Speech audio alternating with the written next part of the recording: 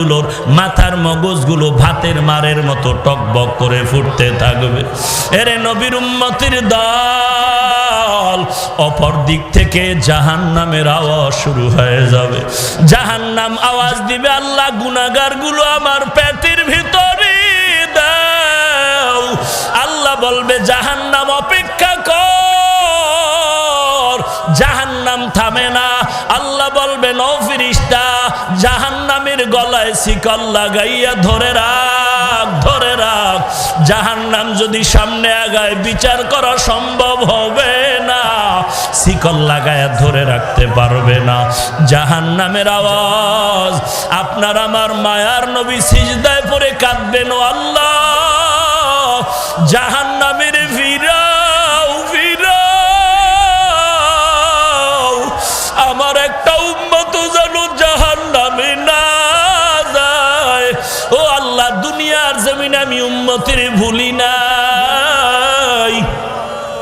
আমার নবীকে আল্লাহ বলবেন ওয়ালা সাউফা ইউতিকা রাব্বুকা ফাতারদা।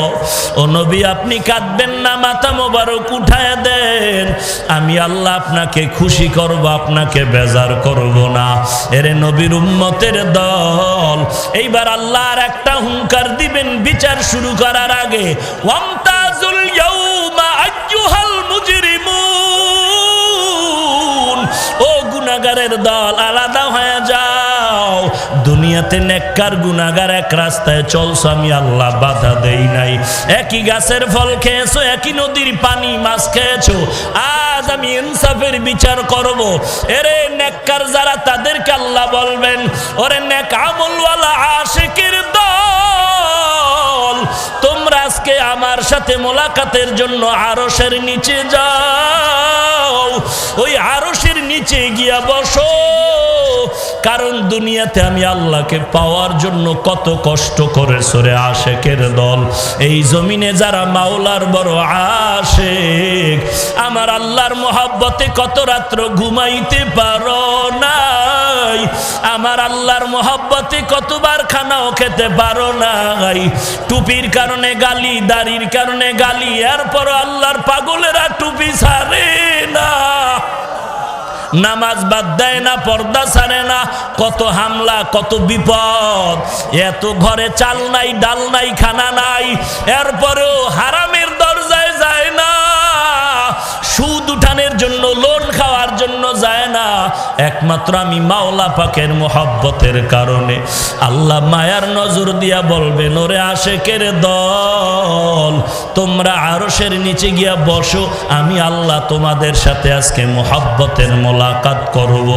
গুনাহগারেরা তোমরা আলাদা হয়ে যাও। গুনাহগারেরা আল্লাহর ভয়ে, আযাবের ভয়ে আলাদা হতে চাইবে না। আল্লাহ বলেন, আমি নিজ হাতে তখন গুনাহগার গুলোরে আলাদা করা শুরু করব।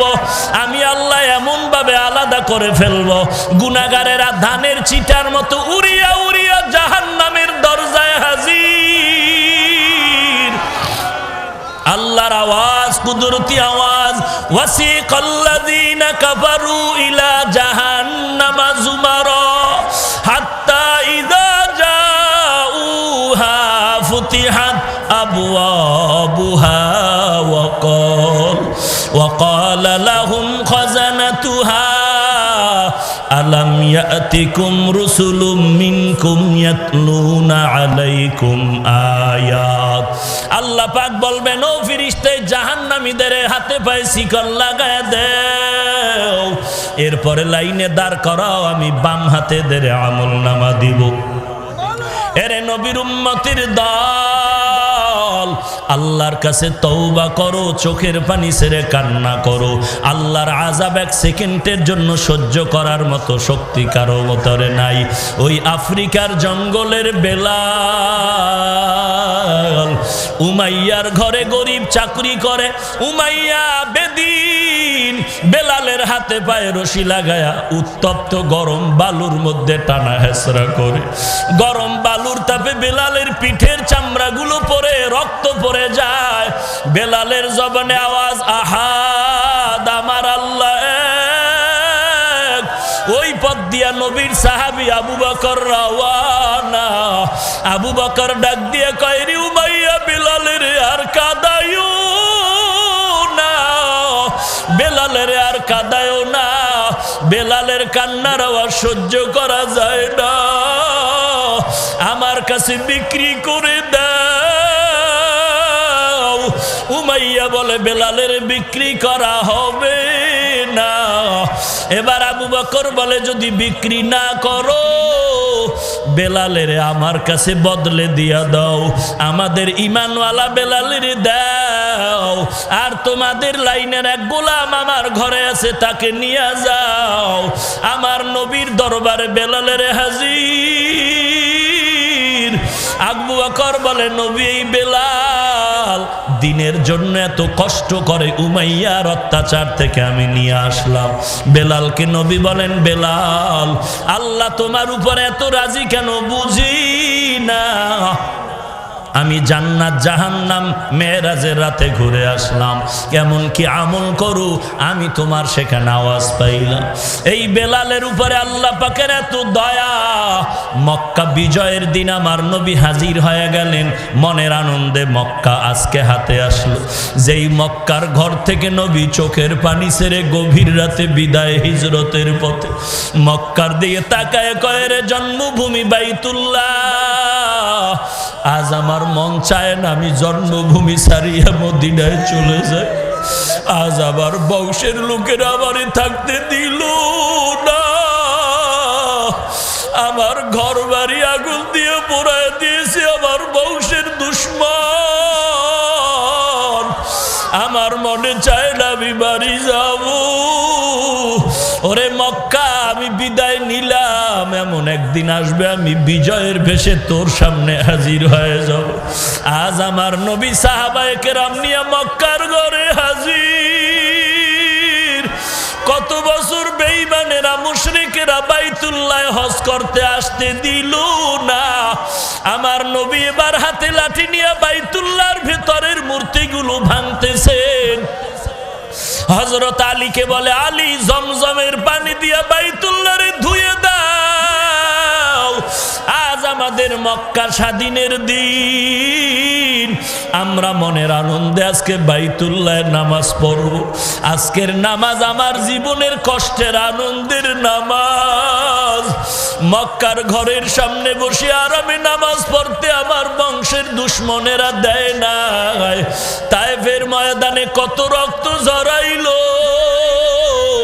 উহুদের ময়দানে কত কষ্ট দিল। আজ আমি কষ্টের আনন্দ করব মক্কা বিজয় নামাজের মাধ্যমে। তবে আজ বিজয়ের নামাজের আজানটা কে দিবে, তার কপাল আজ ভালো হয়ে যাবে। কে দিবে বিজয়ের আজান? নবী সাহাবাদের নিয়ে পরামর্শে বসলেন। একজনে দাঁড়ায় বলেন, পয়গম্বর, আজকে আজান আবু বকর ছাড়া আর কারো কণ্ঠে হবে না। কারণটা কি নবী? আপনিই তো আবু বকরের গুণগান করেছেন। কারণ আপনার বিপদের হিজরতের রাতের সফর সঙ্গী ছিল আপনার আবু বকর, আর কেউ না। আপনি গভীর রাতে আবু বকরের দরজায় গিয়ে আস্তে করে ডাক দিয়েছে। আবু বকর লাব্বাইক ওয়া সাদাইক বলে জবাব দিয়েছে। নবী বললেন, আবু বকর, আপনি কি রাতের বেলা ঘুমান না? আবু বকর চোখের পানি ছেড়ে বলেন, ও পয়গম্বর, বহু আগে আপনি আমার কানে আস্তে করে বলেছিলেন, হিজরতের সঙ্গী আমি আবু বকর, আপনার সাথেই থাকতে হবে। ওরে নবী, আমি যতই ব্যস্ত থাকি না কেন, রাতের বেলা আমি দরজার কিনারায় দাঁড়ায় থাকি। আপনি কখন এসে ডাকবেন আমি এক সেকেন্ডের জন্য ঘুমাই না। মায়ার নবী চোখের পানি ছেড়ে বলেন, আবু বকর, এই ত্যাগের জন্য আমি কি উপহার দিব? আমার হাতে দেওয়ার কিছু নাই। আবু বকর চোখের পানি ছেড়ে বলেন, পয়গম্বর, আমি আবু বকর একাই রাতের বেলা ঘুমাই না তা না, আমার কলিজার টুকরা ছোট মেয়ে আসমাও ঘুমায় না। আপনার জন্য